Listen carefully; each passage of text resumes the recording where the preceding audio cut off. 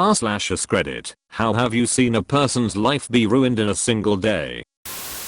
Watched a kid get an underage alcohol violation. Wouldn't normally be a life ruiner, but he and I were both college students at a university that had been on the news a lot for the drinking/party culture. The culture has been the same since the 70s, but they didn't like the bad press, so they cracked down. Like 2 months before this happened, they instituted a new policy. It used to be that you would deal with the legal implications, then they would make you go to an alcohol education program, and you wouldn't be able to study abroad. Now, they suspend you for the rest of the semester, make you move out if you live on campus, and they cancel any financial aid the school is providing. I didn't know him well, but I do know that he, like me, had student loans on top of a generous financial aid package, and because of the aid program we were in, it's unlikely he could afford to come back without the financial aid package from the school. Man came in to rob the bar I was drinking in. Bartender told him to get fucked. Man shot him twice in the crotch and walked out. We were standing on a downtown corner watching 4th of July parade when we saw the parents of one of the players on a soccer team I coached talk to someone and began running like hell through the crowd with panic-stricken faces. Someone came to our door later and told us the Matt, their 10-year-old son, had jumped off a float to get some candy thrown by someone on another float and had tripped. The float he was on ran over his head, killing him.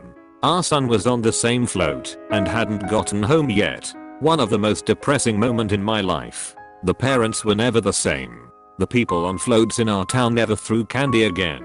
I think of Matt every 4th of July. A similar thing happened in my town probably 15 years ago. Ever since they banned throwing candy.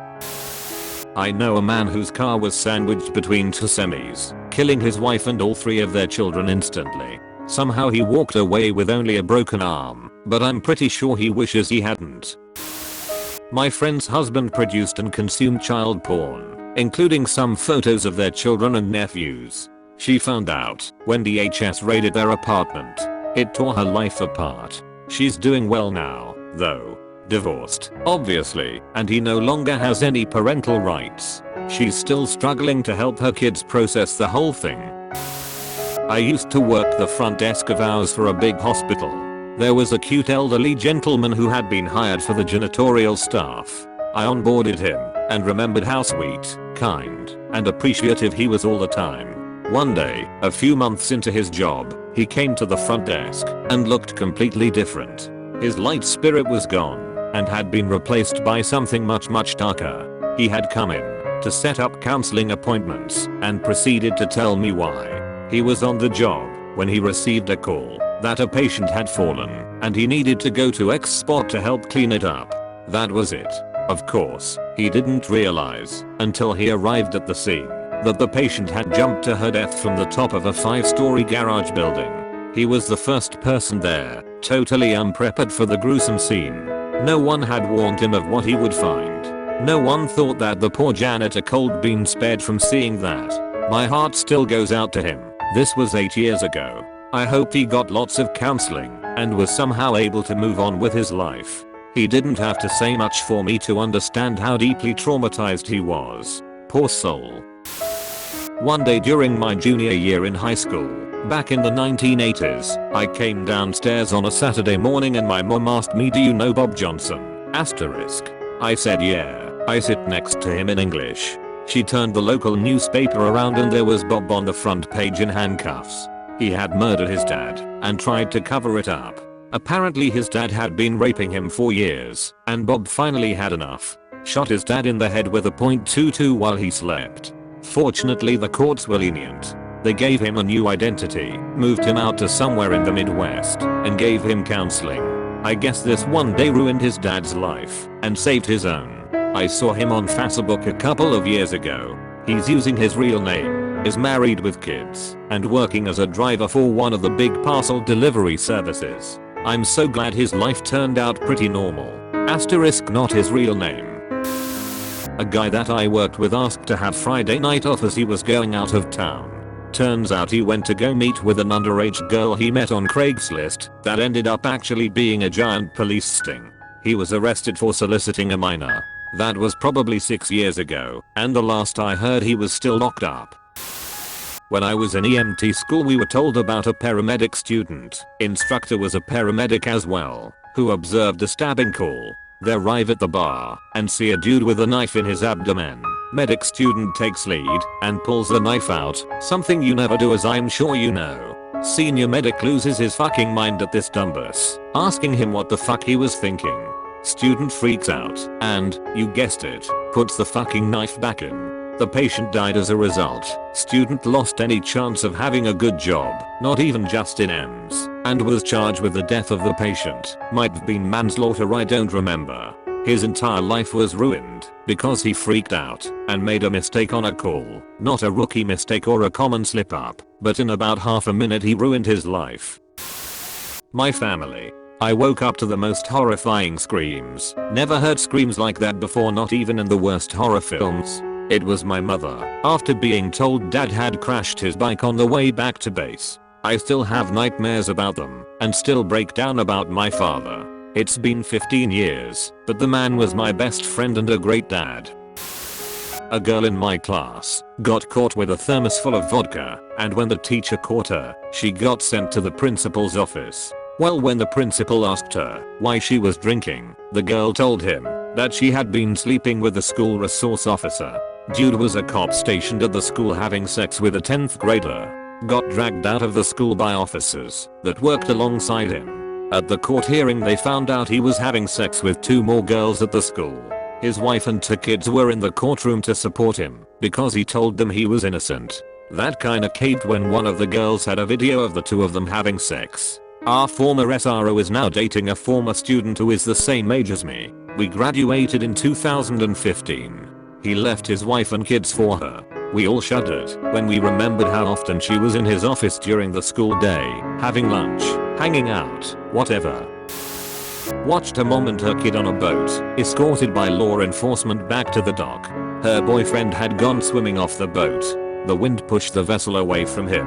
She didn't know anything about how to turn it on to move it closer. It kept getting farther. He kept swimming harder. He eventually slipped under and was recovered 80 feet down a few days later. I'll never forget the look on her face. Never. He was a 28-year-old man. Peak health. Wear a life jacket. People. You are not stronger than Mother Nature. And don't leave a boat without someone who can drive it safely.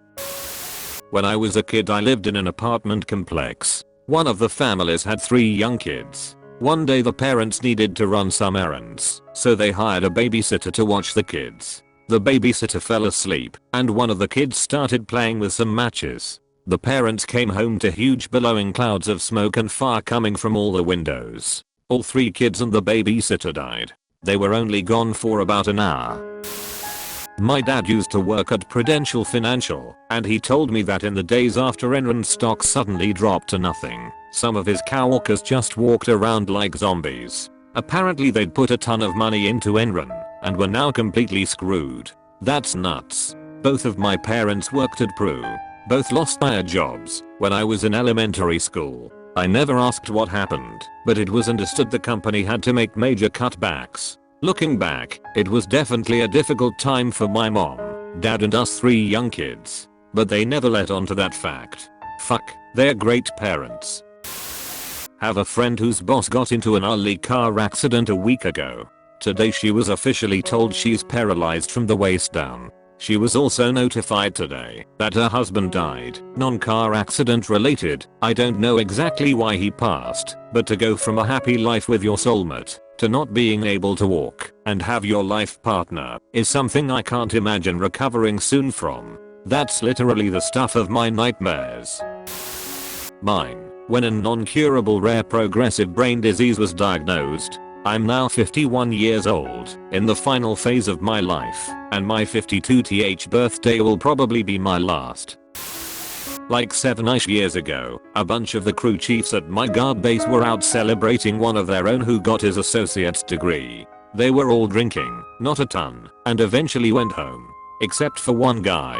He stayed and drank until last call. He decided to drive home. He hit a 20-year-old who was on his way to work at about 2 AM and turned him into a paraplegic. Our wing commander basically told him plead guilty to the county, and go to jail with an administrative discharge, his family would have been able to keep some of his benefits, like the Valone and GI Bill, or fight it, lose, cost his family tons of money, and get a dishonorable. Dishonorable basically is like you never even served.